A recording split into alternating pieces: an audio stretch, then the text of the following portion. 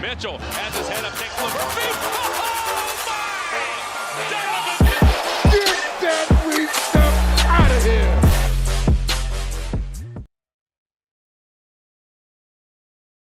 Welcome to the Junkyard Pod, hosted by Tony Pesta, and Jackson Flickinger is back after a brief hiatus. You can find all of our work for Fear the Sword and Write Down Euclid in the description. But Jackson, why don't you tell us what you've been up to this past weekend? So I was able to go to Indy for All-Star Weekend. So that was great. That was something that was a lot of fun to be able to go and cover the All-Star game, the All-Star Saturday, all of the events. That was great. The All-Star game itself was left a little bit to be desired, but we can get into that. But the weekend itself was great, except for the Rising Stars, because I didn't get a chance to go to that because the weather was not that bad. If you're from Cleveland, it only snowed about 2-3 inches, but I don't think they get snow in Indy because everything was completely shut down. It should be like a 4.5 hour trip. I was planning on getting in at 6 and then checking into the hotel and then going from there to the Rising Stars game. But I didn't get to the hotel until 8:45 just because of it snowed just a little bit and all the roads were completely stopped. I saw 4 or 5 cars just completely on the side of the road, just like completely spun out. It was bad. So are you advocating for All-Star games only in warm cities? Is that what we're hearing? I'm actually advocating for them in cold weather places that know how to handle just a little bit of snow.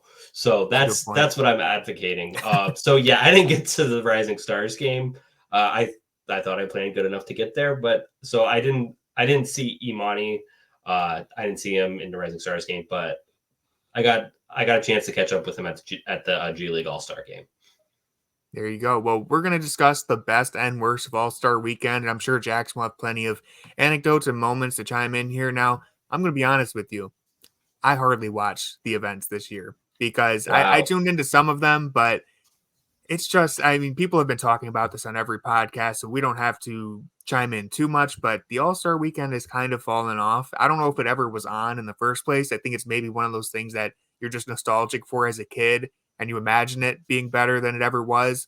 I think the reality is, like, a good dunk contest, like 2016, that's really fun, and that's great, but that was never really, like, something that we would see every year. The All-Star Weekend is just kind of hit or miss, in my opinion. If it's a close game in the All-Star game, it's really fun. If it's a blowout like we saw this last weekend, then that's basically what you're going to see every time. So let's just start off. Go ahead. First on the All-Star game, it sucked, so I don't want to say that it didn't. I have something coming out on Fear the Sword about why the All-Star game was better when you were a kid, and it is nostalgia. I mean, it's not nostalgia based. Like, the All-Star game was better, but the reason why it was better is because the All-Star game is like a reflection of where basketball is, but it's also a really like exaggerated version of it. So, for example, now, teams are shooting like 43s a game. So in the All-Star game, I think the Eastern team hit 42 threes, I believe, which is right. It's absurd. Right. So they took 90. I think they took 90 something threes. So that's where it's like, that's the exaggerated version of the game's not that exciting. Whereas like in 2007, when the regular NBA game was a lot more boring, a lot more mid-range shots and no space and pace, then the All-Star game was a much needed like jolt of, okay, these guys are dunking. These guys have room to actually do things. So it's not really, I don't think it's like these guys don't play defense anymore because those guys didn't play defense. It's just the game itself, I think, lended for the more exaggerated version of it was a lot more entertaining to watch. So I have something talking about that a little bit more on Fear the Sword. So check that out. Hopefully that's out by the time you're watching this. But yeah, so that's kind of my take on the All-Star game. What else were we talking about? I completely. Well, I think let's use that as an opportunity Yeah. just to transition to the best of All-Star Weekend, and I'll let you start off. You know what? Because you were there, you got to soak start it all since up. you didn't. You want me to start? Yeah, because you didn't watch. Oh, so I man. want to know what you watched, so then I can highlight what you missed. Well, I did see the the custom Sam Merrill jersey, which was a highlight. That was a great moment seeing Donovan come out in that. Unfortunately, he didn't he let Sam down. He didn't quite make it to the final round and he didn't win. But the 3-point contest is definitely a highlight. I think that is always fun, especially with just how talented players are nowadays. Like that was great. The 4-way tie was exciting. Sabrina versus Steph was fun. I thought that was really great for the game, despite some comments from Kenny Smith, which maybe I'm sure you saw, but you didn't hear live. And then the other thing that I honestly, go ahead. I'll unfortunately, so the things that I missed at All-Star Weekend were I missed the 3-point contest after Donovan was out, and then I missed the Sabrina and Steph thing because basically they like Donovan talks or like the losers talk right after they get off the court. So I had to go because because that was at the football stadium. So I was in like the 300 level. I had to go down a million flights of stairs, run to this interview room and wait for Donovan. And there was no TVs there. So, and that's just going on while the rest of the event's happening. So I missed the best parts of the weekend, I guess. Because the Sabrina versus Curry thing, that was what I was most excited for. And I think viewership peaked during that little moment from what I saw. Yeah, and there was a lot of buzz about that. And I was hoping it was going to be before the 3-point contest so I could actually see it, but nothing I can do about it because, I'm there to talk to these guys, so I can't miss a good opportunity, especially after the Sam Merrill thing. Which that's right. That's your brand. That was definitely the best. So they sit most of the media in like the 300 level, and the 300 level it was in a football stadium, so we're not exactly close. And they announced all the 3-point shooters, and then they have about like 2 or 3 minutes beforehand where everyone just kind of gets up a bunch of shots. And if you've ever been to a Cavs game, Donovan warms up with just his jersey on, and then he puts on the warm-ups afterwards. So after he was announced, he took off his warm-ups, and then he had a number 5 jersey, and I was like, I'm pretty sure that's a Sam Merrill jersey. And then when he turned around, I was too far away to actually read it, but I knew the top didn't say Sam, but I thought the bottom said Merrill. So I was like, I have no idea what this says, but there's no way it's not a Sam Merrill jersey. But then I was thrown off because of how I was like, there's no way he's wearing a Sam Merrill jersey, and he's clearly doing this just for me. So I was thrown off too. It took me a minute to realize whose jersey it was because I believe, unless I just missed it, the camera originally was like a close-up of him where you could just see the number 5, and it's that like throwback jersey too. So like, I don't think Sam has ever worn that jersey. And Neither I'm like, Donovan. is this a J.R. Smith jersey? Who is he wearing right now? And then it turns around and you see the Money Merrill, and I was like, that was perfect. I really wish he could have won it in the Merrill jersey. Yeah, and when we they send everybody to these basically these conference rooms and just have a bunch of tables for all the people who lost like the 3-point contest would all go there at the same time. First thing, Donovan looks at us, and then he's like, I'm just so sorry to Sam Merrill and his family. I want to just take this time to apologize to them for just letting them down, for not living up to the name on the back of the jersey. And I thought that was just really funny the way he went out and just said it right away that he apologized to Sam. And then he talked about how he wanted to do it because he wanted Sam to be in the contest.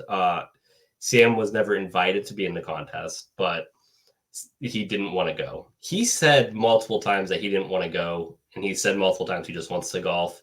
So he's a man of his word. And so is Donovan, because he's wanted to find a way to bring him to All-Star Weekend. So I thought that was really cool. I wish you could get that Money Merrill jersey because I feel like that would sell pretty good.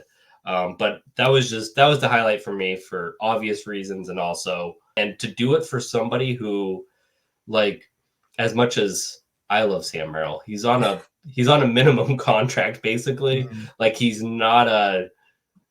he's a borderline rotation player, which is something that we'll get into throughout the rest of the season. But like that's just a really big thing for a star player like Donovan Mitchell to do in a moment that is supposed to be all about him and kind of like a chance for these players to increase their brand exposure and stuff like that, to use that to talk about somebody that nobody outside of Cleveland and Utah has ever heard of. So yeah, best of All-Star Weekend. As I said, I didn't watch too closely, but I did enjoy the 3-point contest. I have a best and worst that I'll use as a way to segue into our worst. I do have more bests. We'll back it up real quick. Yeah. Go ahead, get it all out. Emoni Bates at the G League up next game. It doesn't make sense the way they do it. I think next up would be better than up next, but that's fine. He played. We'll get to our suggestions for All-Star Weekend at the end. Yeah, that's one of yours. That's one of them. And I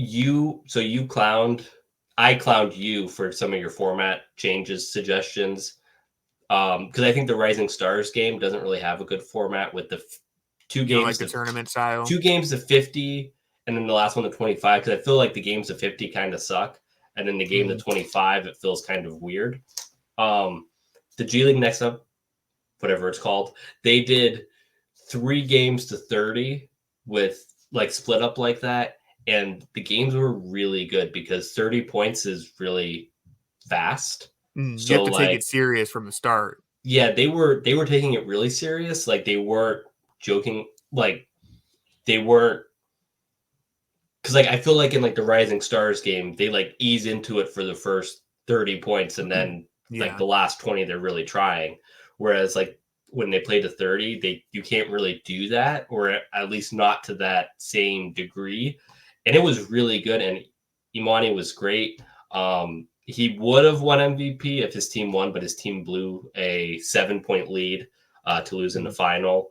But Emoni played really good. And afterwards, he spent about Dan Gilbert showed up for the G League game. I didn't see him anywhere else at All-Star Weekend, but Dan Gilbert was sitting courtside, and him and Emoni talked for about 15 minutes after the game. I saw pictures of that. Yeah, so and I talked to Emoni, and he was like, "What did you guys talk about?" And then Emoni was like, "I was just asking him what I need to do to get minutes." And I was like, "Well, like maybe he's not the best person to ask, but that's it was really cool to it was really cool to see Emoni like embrace the moment, play really well, because he did so at the Rising Stars as well, and then kind of have that moment with Dan. I thought that was something that we don't see very often, at least in like public and stuff. So that was definitely interesting and good to see. Yeah. Emoni was a highlight for me too. I did watch the Rising Stars game. And the moment where he hits the 3, gets a block, and then he could have pulled up again, but instead he passes it and dumps off to whoever it was for a dunk. Like that was a nice little moment of growth that you just keep seeing from Emoni as it goes on. But I'm going to get into the worst here, because I think this is one of the most enjoyable moments for me, but I also think it's probably the worst. It was the dunk contest judges. I don't know what they were doing. I don't know if there was a little bit of like Jaylen Brown's an all-star, so we want to make sure that he gets rewarded for being in the dunk contest. But Mac McClung clearly had the better dunks. A couple other people in the contest had better dunks than Jaylen Brown too, but it just felt like his numbers were juiced every time he went up there. Mac McClung did that insane, like never before seen dunk where he double clutches it, like lets go of the ball and dunks it reverse. And he got like a 46 or something insane. So that to me was just entertaining, because I couldn't believe how blatantly corrupt the judges were being. And so I want to hear your takes on the worst of All-Star Weekend and also just the dunk contest. So worst of All-Star Weekend, I'd say, is the G League Next Up game, because it was played in a convention center and they didn't have any seats for media. So I had to stand the whole time. Oh, man. I had to stay. Yeah, so I had to stand the whole time, and I didn't get to write anything. So I'm still waiting to write my Emoni story. So stay tuned, everybody. But that was definitely that was the worst for me personally. The All-Star game was kind of bad. I don't have any takes about the dunk contest because I was writing the Sam Merrill, Donovan Mitchell article during that, so I was just kind of looking up. You didn't miss much, honestly. That's what I figured. I saw Donovan out there with Jalen, and Donovan said that he thought that Jaylen Brown was going to win the dunk contest earlier that day, and said that he knows what he's doing and he has some surprises up his sleeve that he can't reveal. So it was funny to see that was I don't know what the surprise was. Well, the surprise was Donovan Mitchell. That was it. But it would have been a better surprise if Donovan Mitchell dunked, if he was in it. Yeah. But yeah, so that was, so I don't really have a take on the dunk contest, but I think we kind of talked about the All-Star game, just kind of, I think I like where the NBA game is. I think a lot of the complaints are very overblown and very, in bad faith. But I do think that the amount of three-pointers that they shoot in the All-Star game makes the game pretty boring, because seeing guys hit lightly contested threes or not contested threes is really boring. It's not fun. No one wants to see that. Whereas even 10 years ago, nobody was taking that many threes, and you were getting just a bunch of uncontested dunks, which is a lot cooler to see LeBron James dunk the ball a bunch than it is to see Damian Lillard just take threes endlessly. Another worst, I want to say, Dame winning the MVP, that was bad. You think so? That shouldn't have happened. He had 7 more points than Halliburton and took 11 more shots. That was not. He was not. Should have won for that first quarter moment alone. The crowd was. That's the only thing I saw. The crowd was booing Dame at the end because Dame kept taking shots at the end to get the MVP, and obviously everybody wanted Halliburton to do it. Halliburton was 11 for 15, and Dame was. I don't have the numbers in front of me. He was like 15 for 30 or something like that. It was just, that was bad. That was nothing about sportsmanship. Usually these guys recognize that, okay, this is the hometown guy. The hometown guy has it going. We're going to make sure he gets the MVP. All the fans are going to be happy. Oh, yes, we had it. The game sucked, but Halliburton was the MVP. He's our guy. But no, Dame wanted to make it about himself so he can point to his wrist. That was bad. Just all bad. You won the 3-point contest. You deserve that. Take that. Well, not to mention that he probably didn't deserve to start in the All-Star game to begin with, but that's just me being a bitter Cavs fan. The worst of All-Star weekend is that anybody from the Bucks was there. Nobody from the Bucks deserved to be there. Giannis, Giannis deserves to be there. Dame deserves to be there. But at the same time, for how bad the Bucks are playing, they do not deserve to be there. We'll wrap up with my one suggestion for All-Star weekend. This is my hot take. I don't know how hot it is, but I think the dunk contest just needs to go away for a while. Let's just stop doing the dunk contest. Let's bring it back maybe in a couple years when there's more hype for it. I would almost say just straight up hey, if All-Stars aren't going to sign up to do it, then we're just not going to have it. Just put some pressure on them and be hey, if we don't get at least 2 or 3 of you to sign up, we're just not going to do it. I don't know if that's a realistic thing the NBA would do, but that's how I feel. I feel like the dunk contest is just we just need a break from it. As much as Mac McClung was exciting and he stole the show and all that, I'm not saying this to be a hater. He's not even an NBA player. We really need to, I don't know what you can do to save the dunk contest, but I think letting it just die for a little while and then bringing it back could maybe reclaim some of that magic. Maybe what you need is a bad dunk contest. So you need, but a purposely bad dunk contest. Where you're you get a Jokic out there, get him out there. Let's really get something going here. So that's my suggestion. A bad Jokic versus George Niang. That could be a good dunk contest. It needs Jokic versus Luka. There we go. That's okay. Yeah, that's what we need. In all seriousness, what they should do, or a potential idea, I don't know if this is going to be a bad idea or not, but turn it into like a game of horse or pig, but with dunks. So No. like if you do a certain dunk, the next person has to be able to do it. And if they can't, they get a letter. I think that could be more interesting than what we're seeing now. I was thinking that you were just gonna do like a regular game of horse because we saw that it has to be dunks.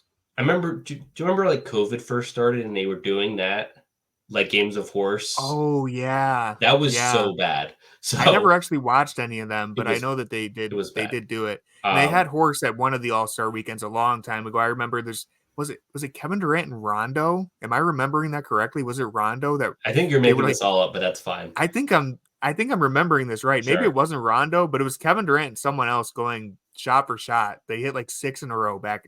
Whatever. It doesn't matter. If you say so. Yeah, it happened. Trust me. I'll insert the clip of it here. Sure. But yeah, so like I don't get worked up too much about the dunk contest. The biggest problem that the dunk contest has is that YouTube exists. So if I want to see cool dunks, I don't need to tune in once a year on February, whatever. I could just like put cool dunks on my TV anytime I want. That's the problem. That are really cool. And that's where, if you look at like where did the dunk contest decline? Basically when YouTube started to like really where just the most athletic people in the world who just do like Jordan Kilgannon doing just unbelievable dunks that would get a 50 in the dunk contest any year. The bar is just insane. Right. So that's the biggest problem that I think the dunk contest has, where it's just not, you don't need to be there to see cool dunks anymore. So that's yeah. So I don't know. I think it's fine as it is. People complain, but people watch, or they just watch the highlights and complain. I didn't watch. But no, I agree. Listen, it's All-Star weekend. We know what we're signing up for. At the end of the day, the only suggestion, the only thing that would fix All-Star weekend is if the players took it super serious, and that's not going to happen. And it kind of makes sense why they're never going to do that. It's fair. It's just the way it goes. We'll get good moments every other year. We'll get a close game. We'll get a good dunk contest. It is what it is. I think if they wanted to do the G League thing where they went to 30, 3 games to 30, I think you would get good games. The problem is those games lasted about like 20 minutes. Yeah, they're quick. That wouldn't really, like, it's not practical, but if you wanted to get good games, that would be it. Well, that's going to do it for this episode of the Junkyard Pod. I want to thank everyone for tuning in. Please remember to subscribe on Apple, Spotify, or YouTube, and go Cavs. I agree. Go Cavs. Brian, why weren't you there?